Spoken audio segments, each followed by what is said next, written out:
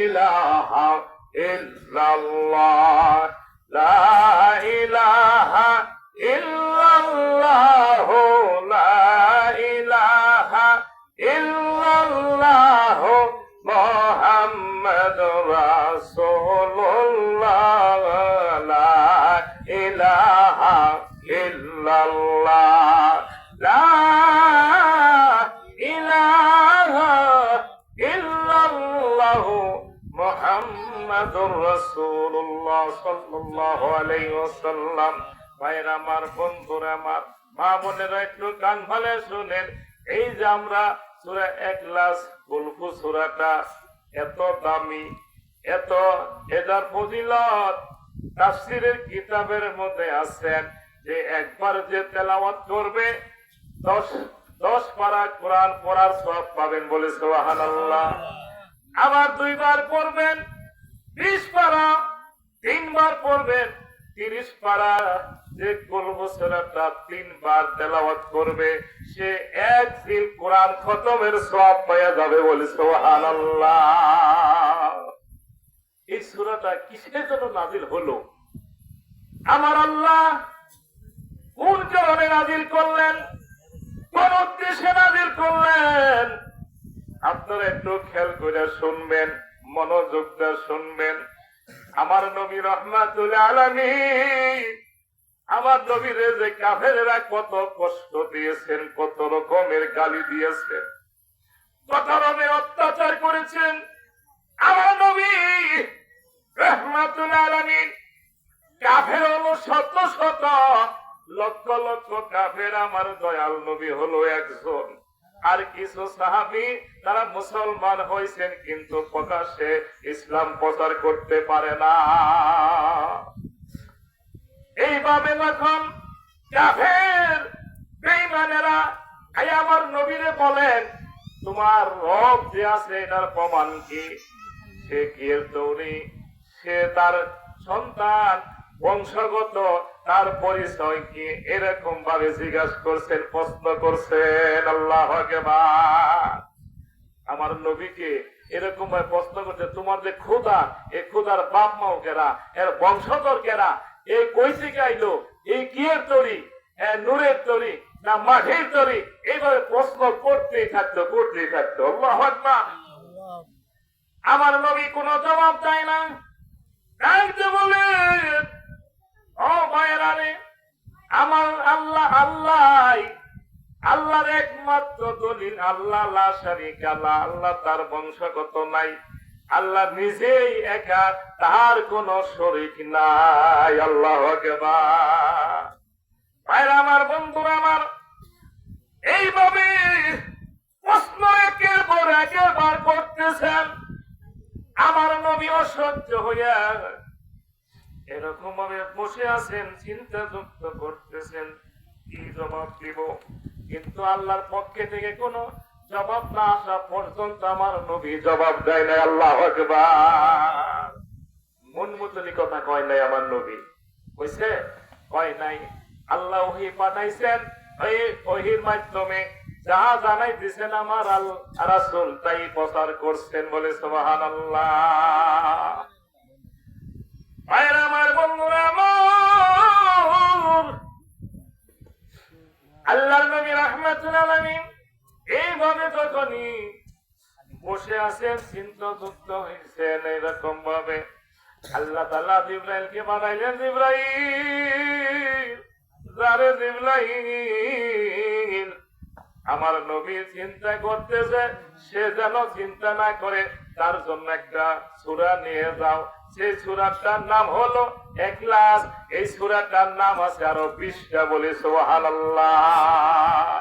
এই কুলহু সূরার নাম আছে 20টা। এটার একাত্মবাদ, এটা আল্লাহ তাওহীদ, এটার ফজিলত, এটার গুণ যদি এটার বর্ণনা করতে যাওয়া হয় 2-3 ঘন্টায় শেষ হবে না। আল্লাহু আকবার। ভাইরা আমার, বন্ধুরা আমার, আমলের কথা বলতেছি। তখন কি করছেন জিবরাইল? এই সূরাটা নিয়ে আমার নবীর কাছে আসছেন। আসসালামু আলাইকুম ইয়া রাসূলুল্লাহ, হাবিবাল্লাহ। হুজুর গো, আপনি কার জন্য চিন্তা করেন? আপনি চিন্তা করেন না, আপনার চিন্তার কোনো দরকার নাই। আপনাকে প্রশ্ন করে কাফের বেঈমানেরা প্রশ্ন করে, আপনি উত্তর দিয়ে দেন। আপনি বলিয়া দেন কুল হুয়াল্লাহু আহাদ আল্লাহুস সামাদ লাম ইয়ালিদ ওয়া লাম ইউলাদ ওয়া লাম ইয়াকুল লাহু কুফুয়ান আহাদ। ভাইরা আমার, বন্ধুরা আমার, কুলফু মানে আপনি বলিয়া দেন, কুল মানে আপনি বলিয়া দেন, আপনি বলিয়া দেন আল্লাহর কোনো শরীক নাই, আল্লাহর ছেলে সন্তান নাই, সে কারো জন্ম দেয় নাই, আর সে কারো কাছে থেকে জন্ম নেন নাই, তার কোনো বংশ নাই, একমাত্র সেই আল্লাহ। আল্লাহুস সামাদ, সামাদ মানে একা, তার কোন বংশধর না, আপনি জানাইয়া দেন। বলি সুবহানাল্লাহ। আহাদ মানে আমি আল্লাহ এক, দ্বিতীয় আর কেহ নয়। এইভাবে আমার নবী যখন এই সূরাটা যখনই নাযিল করে জিবরাইল আলাইহিস সালাতু সালামকে যখনই জিবরাইল সালাম আল্লাহ রাসূলকে যখনই বলে দিলেন, আল্লাহ রাসূলের মন ভালো হয়ে গেল। আর যখন কাফের বেঈমানেরা আসলে পারা বলতেছে, আমার আল্লাহ এই মুহূর্তে আল্লাহ একটা সূরা নাযিল করে আমাকে জানাই দিয়েছে, তোমরা শোনো। আল্লাহ তাআলার কোনো বংশ পরিচয় নাই, আল্লাহ তাআলা কারো জন্ম দেয় নাই, উনি জন্ম নেন নাই, আল্লাহ এক, আর দ্বিতীয় আর কেহ নাই। আল্লাহু আকবার। এইভাবে যখনই আমার নবী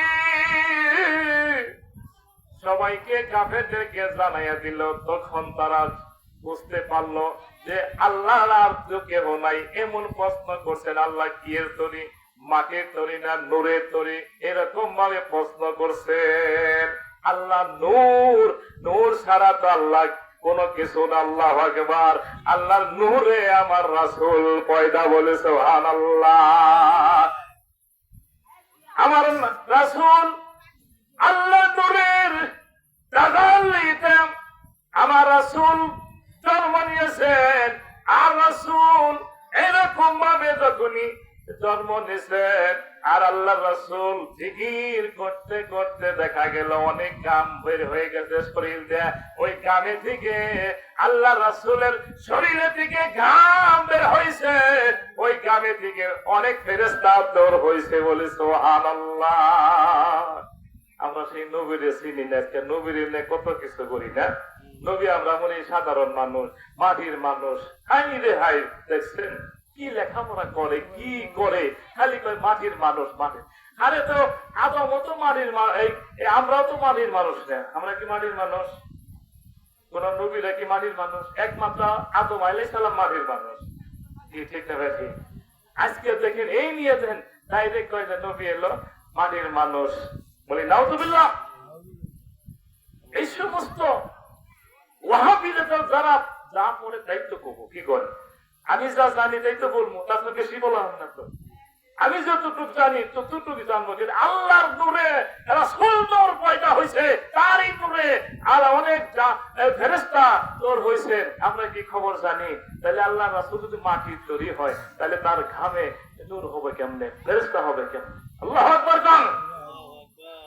ভাইরা আমার, বন্ধুরা আমার, আল্লাহ রাব্বুল আলামিন এই সূরা যখন নাযিল করে দিলেন, আর এটার ফজিলত আল্লাহ রাসূলকে জানাই দিলেন, বলতেছেন, ইয়া রাসূলুল্লাহ, ইয়া হাবিবাল্লাহ, এই সূরাটা এত দামি, এত দামি, কত দামি, একবার যে তেলাওয়াত করবে 10 পারা কোরআন পড়ার সব তার আমলনামায় দিয়ে হবে। বলে সুবহানাল্লাহ।